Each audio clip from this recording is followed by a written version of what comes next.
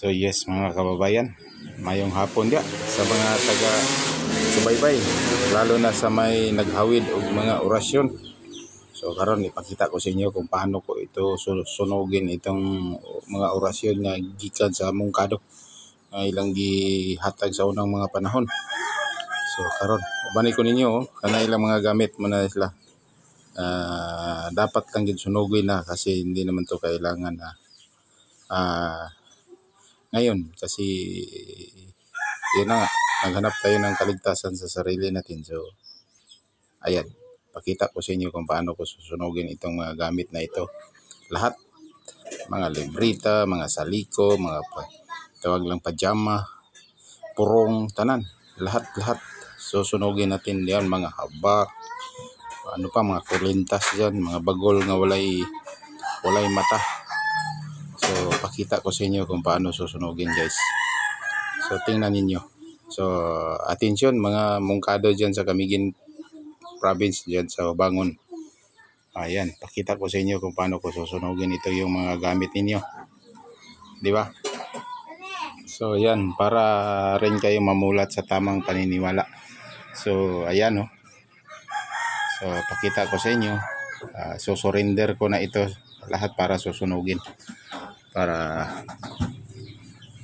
dahil walang ginawa ito sa tao. Tingnan nyo ang nagbigay nito.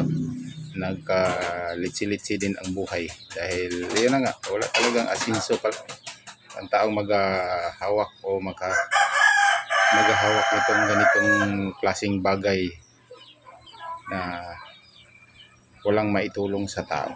So ayan, lalong nag-uyaod sa kahirapan. Kaya kung kayo meron ng mga ganitong bagay, sunugin na ninyo. Sabihin lang ninyo dyan, kung kayo maniwala kayo kay Narciso lalo, sabihin mo kay Narciso lalo na kayong mga membro dyan, o mga membro tawag dito, membro sa mga orasyonis. Pakita ko sa inyo ito. Lahat mga librita, lahat. Wala na, susunugin natin to. Kasi walang ginawa sa buhay natin kundi lalo tayong bumagsak. May magrasya man darating pero mawawala lang din dahil yun na nga, sa hinahawakan natin na sukwahi sa atong hinahangad na atong mga paghanap buhay para tayo aasinso pero walang naitulong sa atin. Lalo tayong nalugmok sa hirap mga idol. So ayan, papakita ko sa inyo. Sinusunog ko na itong lahat. Kaya sa mahabang panahon nga nandito ito sa akin. Saan lang ako nakarating pero wala talaga akong hirap. Magulo ang buhay, magulo ang pamuyo. Lahat medyo talaga. So nakadesisyon na talaga ako sa sarili ko na tanggalin ko na ito sa sarili ko dahil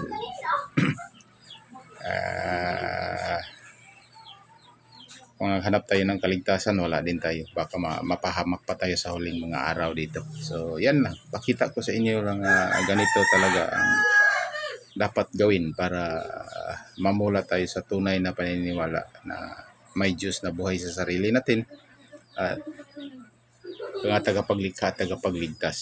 So yun po ang kailangan kasi yun naman ang iyang mensahe na hindi kailangan sa tao ito. Yung tunay kang naniniwala ng Diyos, na may buhay na Diyos at tagapaglikha, tagapagligtas, dapat iisa lang ang paniniwalaan mo.